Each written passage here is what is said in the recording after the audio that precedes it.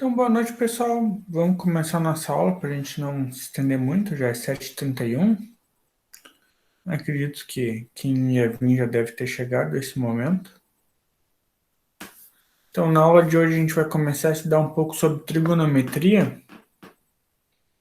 Então, para começar, vamos considerar sobre o plano cartesiano uma circunferência com um centro na origem e raio 1.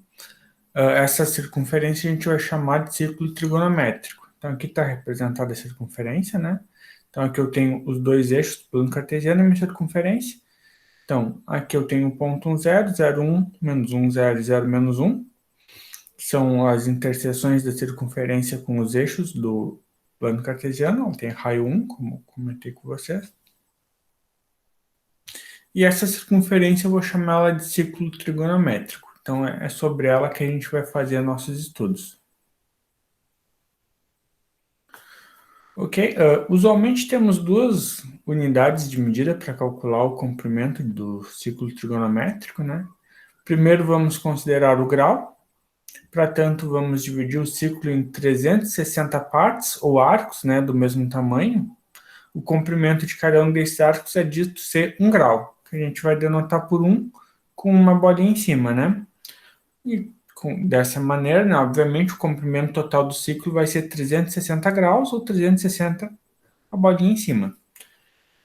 Outra unidade de medida considerada são os radianos, né? Nesse caso, dividimos a circunferência em arcos de comprimento igual ao seu raio.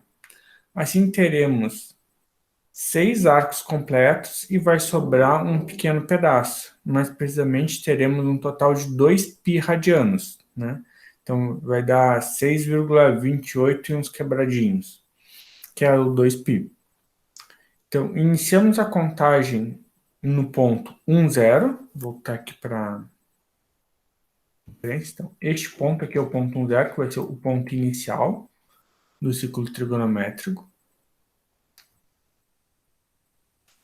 Atribuindo o valor de 0 graus ou 0 radianos. Então, no 1, 0, eu vou dizer que vale 0 graus ou 0 radianos. E aumentamos esse valor no sentido anti-horário. Ou seja, então aqui é o 0 graus e a gente aumenta nessa direção aqui até completar os 360 graus ou 2 π radianos. Aqui, então, eu tenho um ciclo, né, que é, digamos, um ciclo com, de certa forma, também uma tabela, que tem a indicação dos graus. Então, aqui o 0 graus, ou 360 graus, ou 0 radianos. Depois aqui tem o π sextos radianos, ou 30 graus. Π quartos, ou 45 graus. Π terços, ou 30 graus, e assim por diante, né? Tem em todas as marcações, para vocês poderem conferir depois com mais calma, caso sintam necessidade.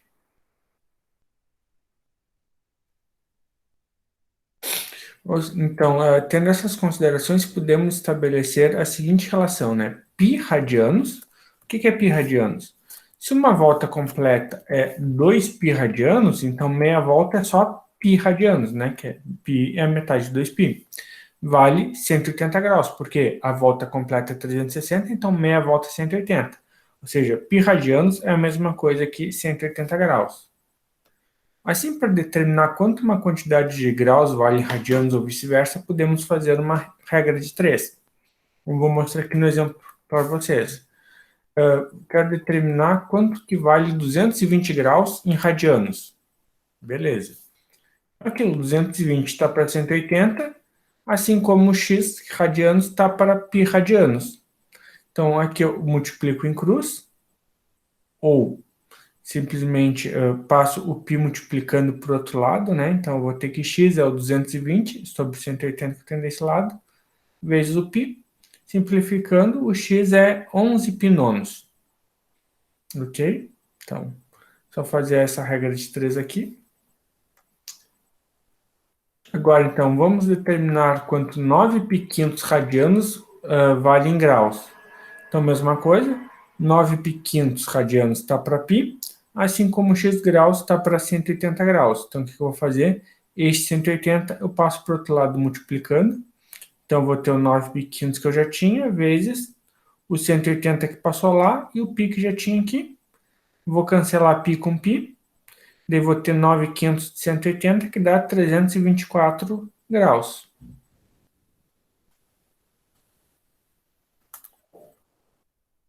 Ok, então, isso aqui tudo está bem amarradinho. Se eu tiver ângulos que tiverem entre 0 e 360, mas se eu tiver ângulos negativos ou ângulos maiores que 2π, né? Qual o significado disso?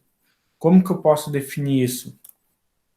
Então, vamos admitir a possibilidade de existir esses ângulos negativos maiores que 2π.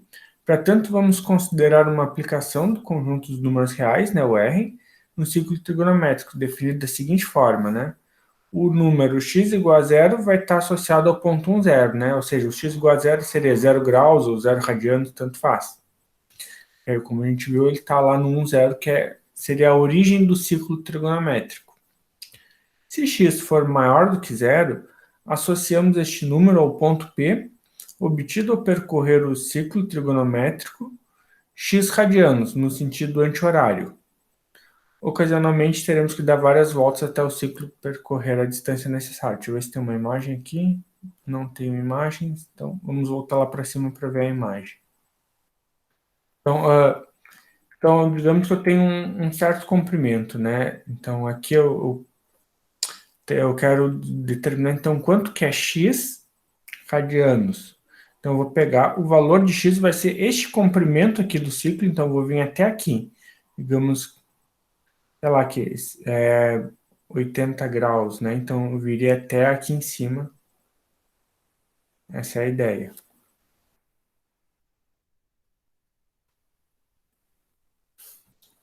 E se o x for negativo, então associamos esse número ao ponto Q, obtido ao percorrer o ciclo trigonométrico, daí que eu vou pegar módulo de x radianos no sentido horário. Então, agora, em vez de percorrer o ciclo, assim como eu faço para encontrar um arco positivo, eu vou percorrer aqui para baixo, né? Eu vou fazer o caminho contrário. Vou percorrer o comprimento x até chegar ao ponto que eu quero. E aqui, no outro caso, né, ocasionalmente podemos ter que dar várias voltas no ciclo até percorrer a distância necessária. Então aqui, exemplo, né? O ângulo 3π radianos equivale a dar uma volta e meia no ciclo no sentido anti-horário, partindo de 1, 0 e terminando em menos 1, 0, né? Veja a figura 7.1, vamos pular aqui.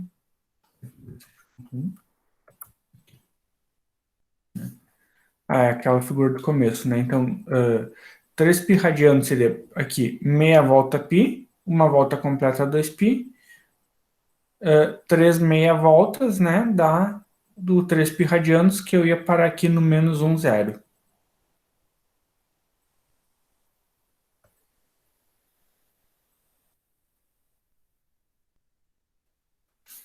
Agora aqui, o ângulo menos π meios radianos equivale a dar 1/4 de volta no sentido horário, parando em 1, 0.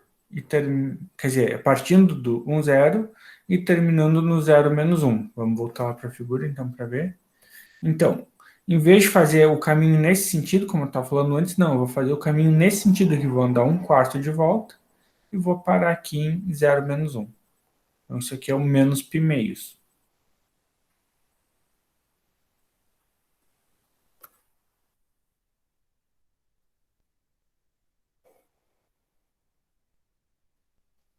Aqui até agora a gente já estava, digamos, se habituando com o ciclo trigonométrico, né? Entendendo o que é um ângulo, como que eu calculo um ângulo, entendendo a relação entre graus e radianos. Mas então agora, dado o número alfa, seja P a sua imagem no ciclo trigonométrico, ou seja, eu saio da origem, ando alfa unidades e vou parar sobre o ponto P. Definimos o seno do número alfa, denotado por sen de alfa, como a ordenada. O que é a ordenada? É a coordenada em y, do ponto P. Desta forma, a função seno é definida por uma função que transforma números reais em números reais, onde f de x é seno de x calculado dessa forma aqui, ou seja, o seno de x, então, vai ser a ordenada do ponto que está associado ao número x. E O cosseno, então, o cos de alfa, é a abscissa, ou a coordenada em x, né, do ponto P. Então, aqui fica mais claro, então. Aqui eu tenho, em vez de x, aqui eu tenho um alfa, né, então, este comprimento aqui no ciclo é alfa, eu andei alfa unidades até parar aqui neste ponto, e daí o cosseno do alfa vai ser a coordenada x, e o seno do alfa vai ser a coordenada y, deste ponto P.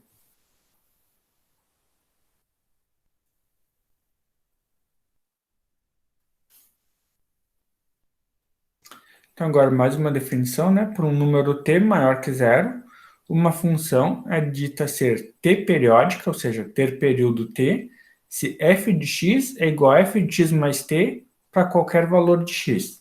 Então, vale essa regra. As duas funções que eu acabei de definir para vocês, o seno e o cosseno, são periódicas. Elas são, mais precisamente, 2π periódicas. Porque para qualquer valor de x, o seno de x é igual ao seno de x mais 2π e o cosseno de x é igual ao cosseno de x mais 2π. Por que que isso ocorre, né? Porque 2π é uma volta inteira. Então, o x vai ser, então, a distância que eu vou ter que percorrer do ponto 1, 0 até um tal ponto P. Mas se eu pegar e percorrer mais 2π, eu vou fazer mais uma volta inteira e vou parar exatamente no mesmo ponto P, e esse ponto P vai continuar tendo a mesma abscissa e a mesma ordenada. Por isso que somar 2π não vai alterar o valor do seno e do cosseno.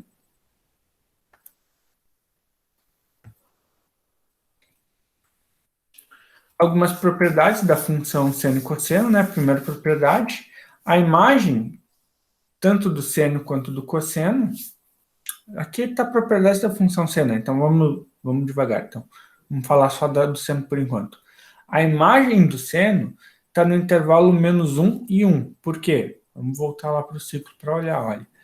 O valor do seno é sempre este comprimento aqui, que vai da origem até este ponto, ou da origem até esse ponto. Então, essa coordenada aqui sempre vai estar limitada entre 0 e 1 ou entre 0 e menos 1. Ou seja, ela vai ter que estar, então, entre menos 1 e 1 sempre, para qualquer valor de alfa. Essa é a primeira propriedade. Então, a imagem do seno é esse intervalo, menos 1 e 1. Né? Segunda propriedade, se x está no primeiro quadrante, ou seja, entre 0 e 90 graus, ou entre 0 e π radianos, ou no segundo quadrante, entre 90 e 180, ou entre π e π, então o seno é positivo. Por quê? Vamos olhar lá no gráfico, né? O seno é este comprimento aqui. Então, se o alfa, se o ponto aqui, o ponto P está compreendido nessa parte aqui, né? Ou seja, o alfa está entre 0 e 180, quando eu for olhar a coordenada em x, sempre vai ser positivo.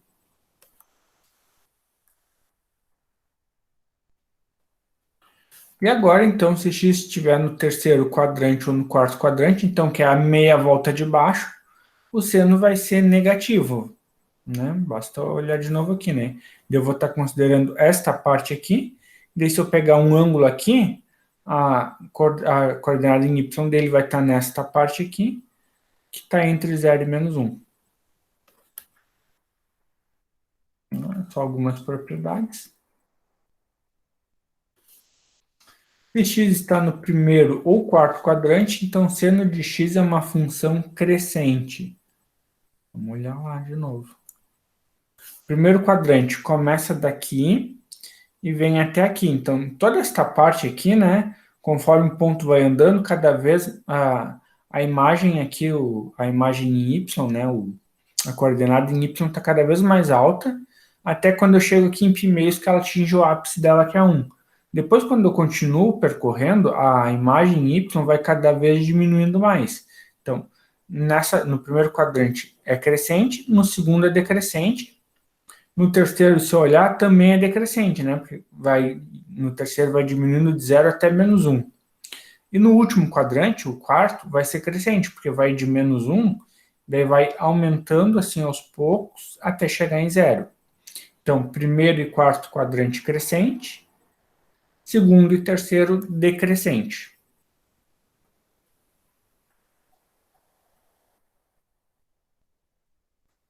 Acho que já adiantei já aqui a propriedade 5.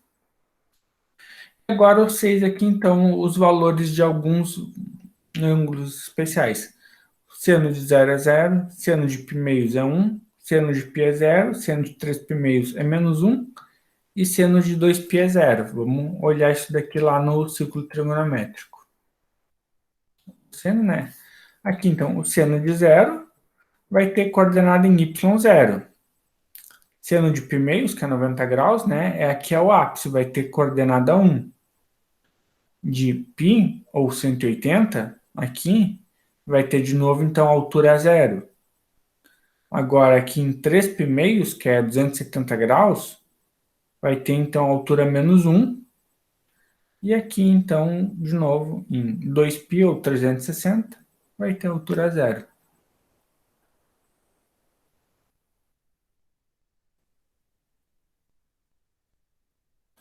Propriedades do cosseno são todas muito parecidas, né? A imagem do cosseno está no intervalo menos 1 e 1, né? A análise é parecida com o que a gente fez por o seno. Se x está no primeiro ou quarto quadrante, então o cosseno é positivo.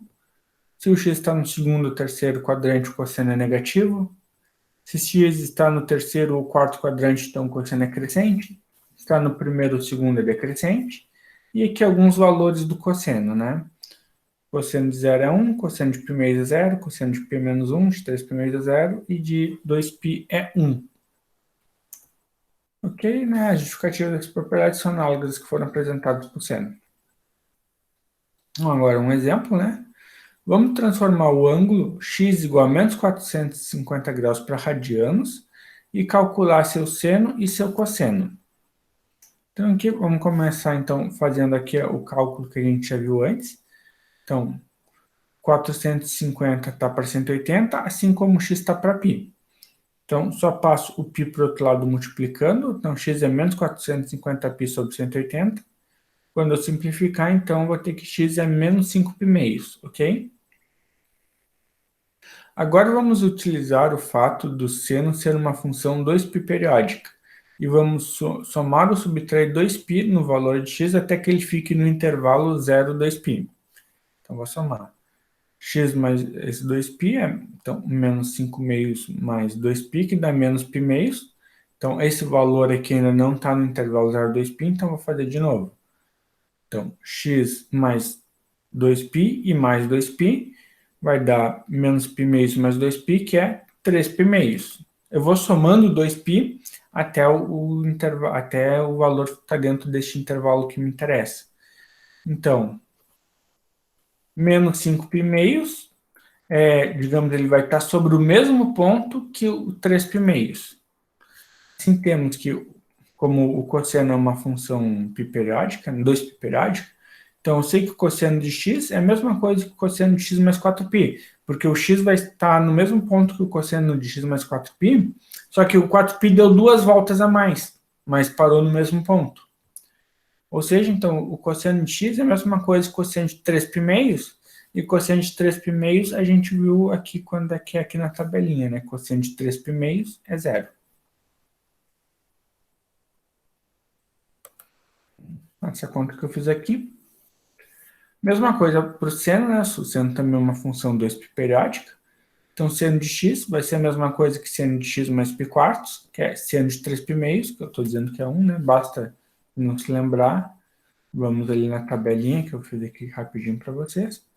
Seno de 3π meios menos 1.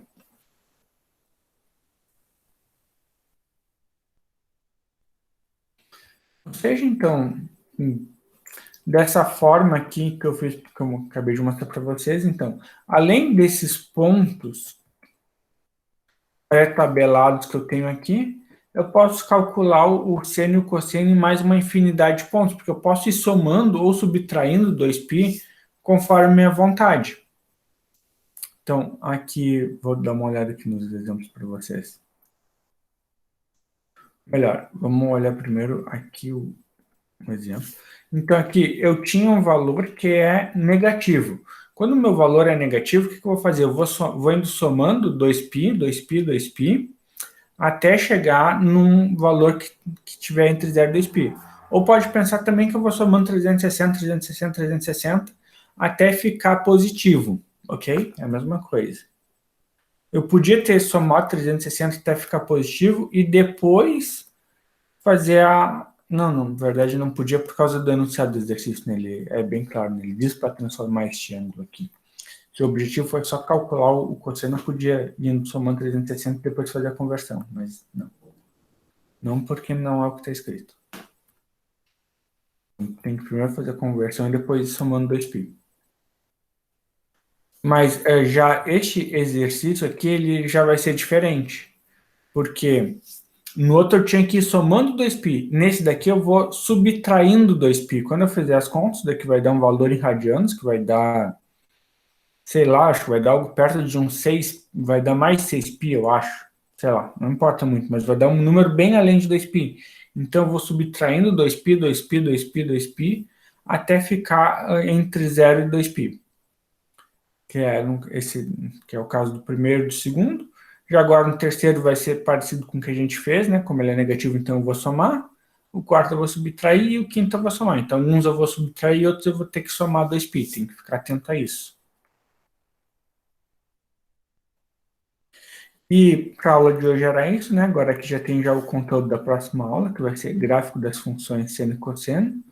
Não sei se vocês já deram uma olhada no Moodle, né? Mas eu já postei várias aulas já para frente, acho que...